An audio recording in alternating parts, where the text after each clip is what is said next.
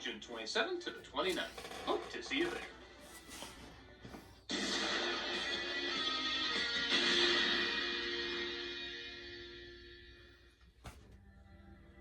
It started like any other 2000. You threw off my groove. Look at me in my bad self. The Emperor's New Groove. Emperor's New Groove? What, was Funk already taken? The Emperor's New Rad Awesome. Disney is so desperate. Come on, kids, we're still cool. We have half a Tommy Boy. Nobody thought it would be anything. Oh, hey, did you hear Emperor's New Groove had the lowest box office for a Disney anime film since the 80s? Well, that's what they get for trying to pander to what's cool. Right? All the 2000 stuff. Oh, yeah. But then something happened. Oh, hey, did you see? We're reviewing Emperor's New Groove today. Oh, yeah, I remember that movie being funny. Stuff changed. Wait, I thought we all agreed this movie was lame. When I gave it a chance, got a few laughs on me. A David Spade Disney film? Sometimes. David Spade can be funny. What was once laughed at for good reasons is now laughed at for the intentional reasons. Rob, something's going on. Well, what is it? Remember that cringy Disney animated sellout film from 2000? No, I remember The Emperor's New Groove. That was pretty funny. You swear it was critically panned, ridiculed by audiences, universally forgotten. But somewhere along the line, stuff changed. Malcolm, what year is it? 2025? What color's the sky? Blue? For now. What is The Emperor's New Groove? Okay. You don't remember when it happened. You don't remember why it happened. You just know stuff I'm changed. not crazy. I know we all agreed years ago this movie was bad. Well, you were right to call yourself back in the year 2000, because I can say with all certainty that The Emperor's New Groove is... Squeaky, squeaker. What? Emperor's New Groove is what? Squeaky squeak. Charming. No. Delightful. No. Worth all the names. Not that bad. Not that bad. Not that bad. 2000. Not that bad. Not that bad. Nostalgia Critic is in desperate need of real problems. Hey, that's not called for. This shit was weird. They even got it. I remember this for its television show. It was nothing new. But in the case of The Emperor's New Groove, this wasn't a bad movie that people started off hating. It didn't even get that far. This was seen as a nothing flick. Not just a nothing flick, a desperate nothing flick. Just about everything associated with this film, from the advertising to the lead actor to just the title alone, many of the time connected to desperate and lackluster, when Disney was putting out a lot of desperate and lackluster material. Even the origins of the film seemed desperate for an identity, as a documentary called The Sweatbox revealed. It was a serious retelling of The Prince and the Pauper in the Incan Empire that was going to utilize some of Disney's top-end animation. But over time it became not that. But to the film's credit, it pivoted hard, throwing itself 100% into a fourth wall-breaking comedy, and over the years, it acquired quite a following. The film's been constantly meme, people dress up like the characters, it got a high school TV show because the universe was willing to enter existence a lot back then. It found its fan base. But I will admit, I was still in the camp of finding it underwhelming. Yes, there are some good laughs in it, but I only saw it once and didn't remember it winning the Oscar. I can't say I disliked it, I just don't remember it leaving that big an impression on me. All these years later and all these memes later, and it's totally possible I missed something. Something that makes it down, see if it's as overwhelming as I remember it. See, finally, it's all coming together. So, how are things in America after the year 2000?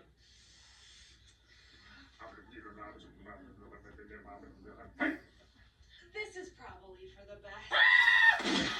Now look at Emperor's New Groove.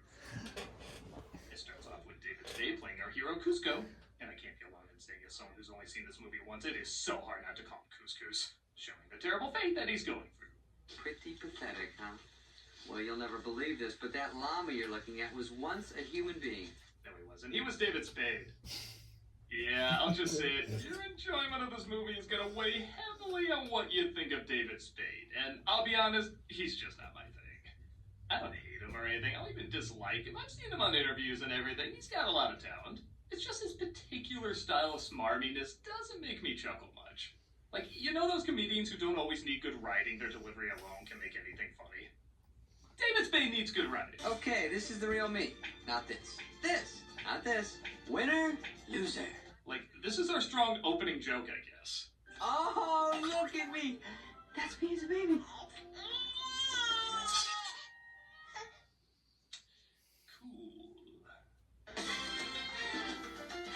Also, you might get me to change my mind on the movie, but I'm sorry, you are not getting me to change my mind on the title. Why were films trying to give this word a resurgence at the end of the 20th century? I'm sorry, unless this guy's on the poster, it is just not gonna sound cool. Oh, yeah. As you may guess, Kuzco is a spoiled brat, ruling the Incan Empire with a golden fist. Butler. Jeff. Theme song guy. Oh yeah! Tom Jones' version of Hercules Paul Schaefer. He's cruel to everyone he encounters, even people who interrupt his dancing. I'm sorry, but you've thrown off the Emperor's groove. Oh, no.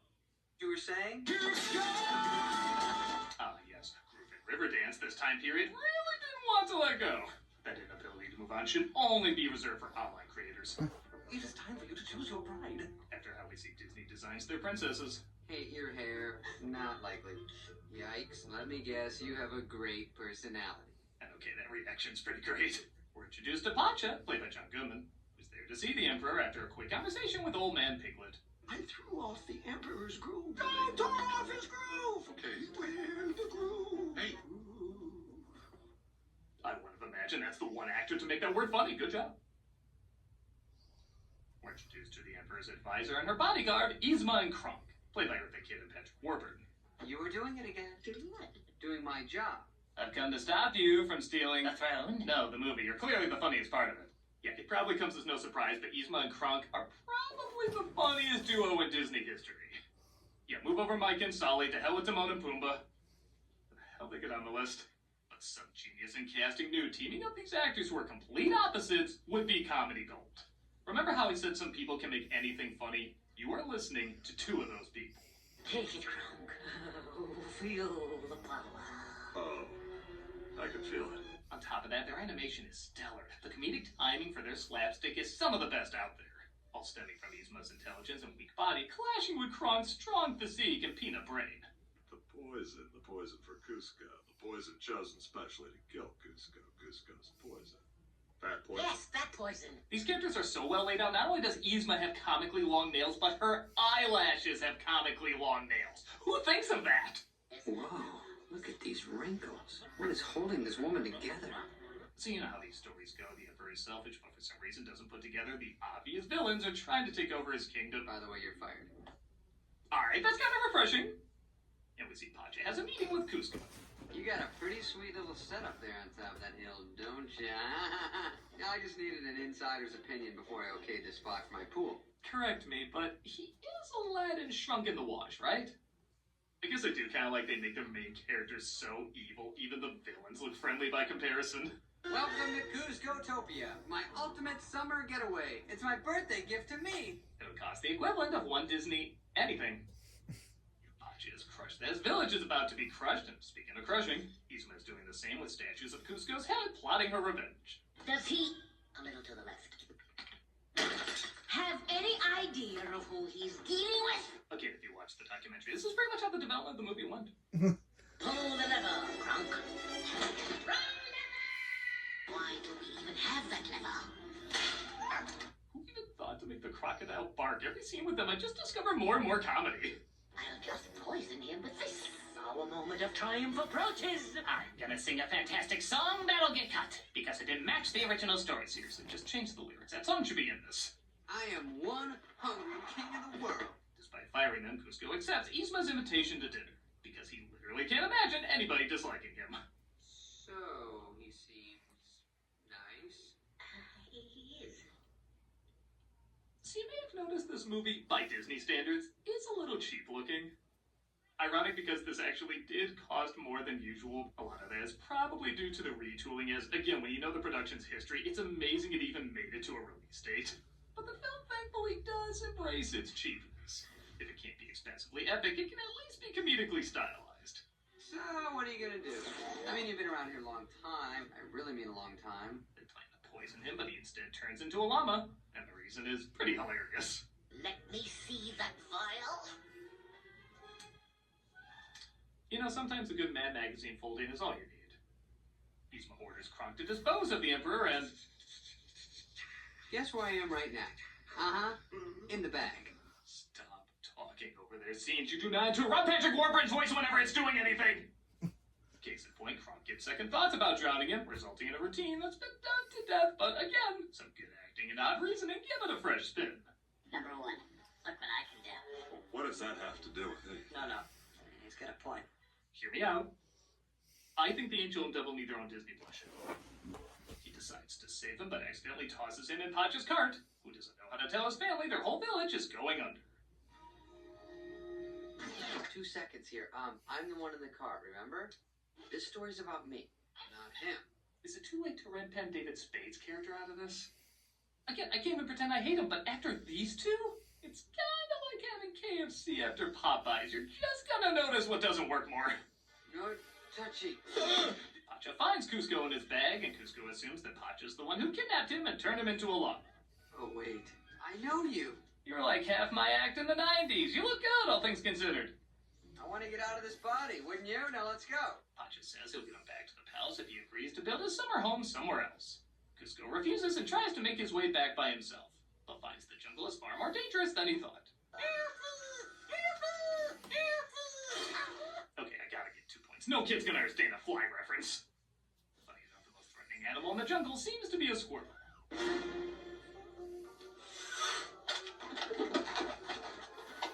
Squirrels don't have balloons. This is stupid. No. I do really like the look on his face there. Like, that's the face of a killer from Breaking Bad. He has murdered before and enjoyed it. They went from clearly the leftover background from Tarzan when Pacha decides to swing in and say, why does everybody keep having a change of heart about this character? Uh-oh. Don't tell me. We're about to go over a huge water fountain. Yep. Sharp rocks at the bottom. Most likely. Bring it on. Okay, to this constantly overused trope's credit, this was kind of a new joke back then. A sorta, he's behind me, isn't he, of the early 90s. Tired now, but kind of new at the time. Your Highness, can you hear me? Cusco doesn't seem to be breathing, though, so Pacha gives him mouth-to-mouth. I just assume there's already confusing fan art of him mid-transformation. The internet doesn't need more material.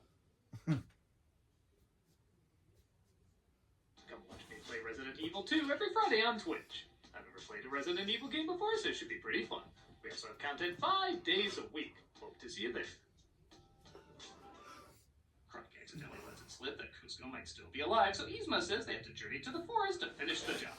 Now let's move! Stop! Look out! Tipo, what is it? The villain scenes are over. Now the rest of the movie has to keep going.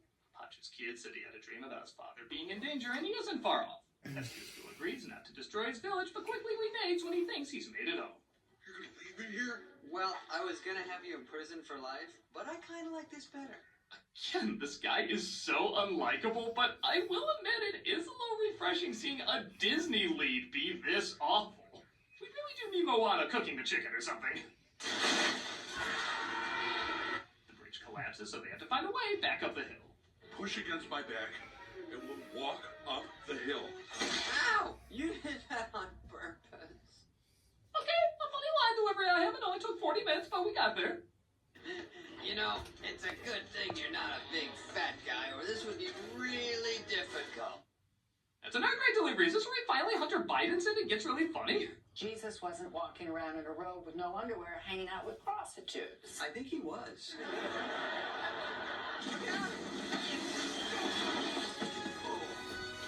I do like his redemption is both really quick and really slow at the same time. Like he goes back on his promise a lot, yet he still saves Pacha. He also says he's still destroying their village, but Pacha says in their 4-day travel he thinks he can change his mind. It's complicated, but also believable given what we know about these two. What are the chances of you carrying me? Not good. Oh, come on. It'll be like when he carried most of the counters. Pacha disguises Kuzco so he doesn't draw attention. Yeah, I'm glad the Connors is over. I never liked that show. Ew. But at least that was a good show. joke. Same restaurant. Hi, don't I know you? I don't think so. Wrestled you in high school. No. It's kind of funny seeing Dan from Roseanne and Putty from Seinfeld together in an animated kids comedy. Twice. Is there or is there not anything edible? When both tables have an issue with the chef leaves, and as you'd imagine, hijinks ensue. Can I order the potatoes as a side dish? I'll have to charge you full price. Hey, how about a side of potatoes, my buddy? You got it. What cheese on those potatoes? Thank you, Kronk. And I'll have the French farce, thank you. Yeah, this is very basic farce, but because it's animation, they can get the timing down a little quicker and sharper, resulting in our heroes escaping by singing a birthday song on Yzma. It's your birthday! No, seriously, these need to be characters you can rent for kids' parties. Pacha says Yzma and Kronk are in the restaurant, and Kuzco confuses them for trying to save it. You don't want to take me back to the palace. You want to keep me stranded out here forever. No! Yeah, this is the lame misunderstanding that usually makes it into these comedies, and I gotta say, I thought they saved it for the third act. Oh, we're in the third act. God, this movie was fast. There'll be no more diversions until we track that llama down and kill him. They split up, and eventually Kuzco learns that Pacha was right, and they're trying to kill him. This brings us to where the film started, where the current version of Kuzco actually disagrees with the narrator version of Kuzco about who was wrong. Give it a rest up there, will you? I'm just telling them what happened. Who are you kidding, pal? They saw the whole thing. They know what happened. And I know this is gonna sound weird, but I could have used more of that. There was something weirdly existential about all this. Even the way he delivered it felt surprisingly dramatic. Well, yeah, but leave me alone. Now I'm not kidding when I say, had they done more with this, like Kermit talking to himself in the Muppet movie, or Remy talking to his imagined version of the chef in Ratatouille, I think this could have been a unique way to do some character development. And yeah, this is usually where I say the film drags on and takes itself too seriously, but honestly, it wraps up the lame moping and doping sequences pretty quick. You tired of being a llama? Yes! Why do we think there'd be funny material with this? Who knows anything about llamas? Kronk finally puts together Pacha was the guy at the restaurant who took the emperor. Oh, yeah. It's all coming together. There's nothing I can say that can top the funniest meme you've seen of this, so here's my personal favorite. Luckily, Pacha gets his wife the news, and they plan to get rid of them while our heroes make a run for it. Was it a good idea to leave your family with those two? Well, don't worry. They can handle themselves. Missed opportunity. He just said, "You're right. Who knows what my family will do to them?" Sure enough, they do have a plan, locking them in the closet, and oh, I don't think I can explain it. You just gotta see it.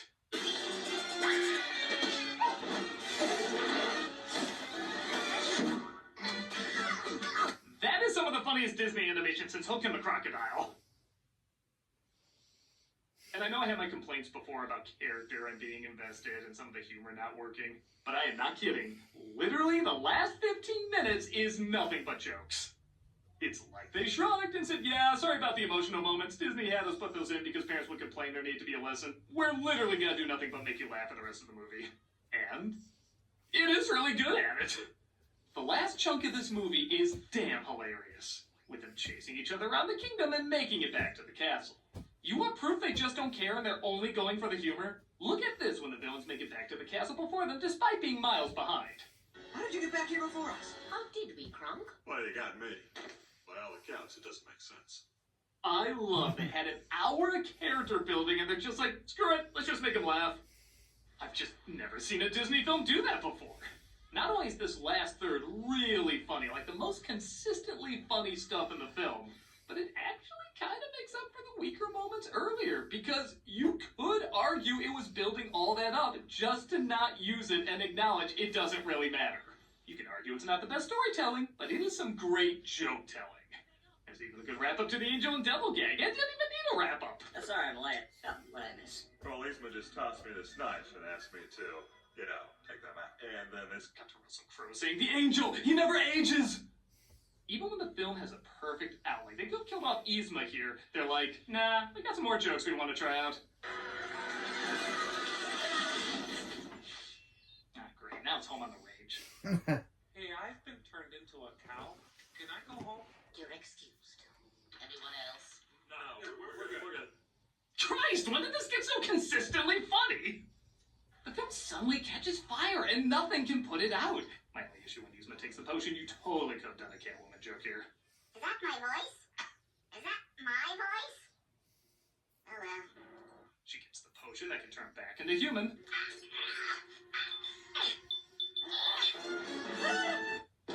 But they eventually get it back and return Kuzco to human. He turns over a new leaf, Pacha's village is saved, his wife gives birth, and do you care? The movie clearly does, and that's bizarrely a good thing. I'm so proud of you guys. In the I have no idea if this is intentional at all, but that song clearly doesn't go. That's something you'd hear at the end of Beauty and the Beast or Hunchback, movies that tried. But here, that just kind of makes the comedy even funnier, like the troll cherry on top. Okay, whew. That was The Emperor's New Groove. I gotta say, I think I see it now. Through most of the movie, I was riding the same opinion I had on it years ago, which was, I love the villains, but found everything else underwhelming. However, I completely underestimated the ending of this film and how funny it was. Again, it isn't that they saved the best material for later, it's that they did a complete 180, and in such a humorous way, it suddenly makes the mere existence of the weaker moments funny. I'm still not gonna pretend it's one of the great comedies. There's lots of moments I can point to that don't work, but it is crazy quotable, has some great slapstick animation, and honestly, I can't think of many animated Disney films that commit this hard to the humor. There's certainly been Disney comedies in the past, even ones that break the fourth wall, but to joyfully stop focusing on the story and characters and completely go for laughs is surprisingly admirable and, no surprise, really funny. Yeah, I think it's grown on me. I think I understand the appeal of it, and it isn't just the villains. Whether this was an intentional abandonment of traditional Disney or an unintentional one, they certainly figured out in the long run how to keep us laughing years later. I'm a nostalgia critic, I remember. What are you looking at? Nothing. Looks like you're waiting for something. Maybe. Hey, by the way, that wasn't cool you taking out the 2000 version of me. For all you know, that could result in now I see what you're waiting for. Bye. That was a good thing.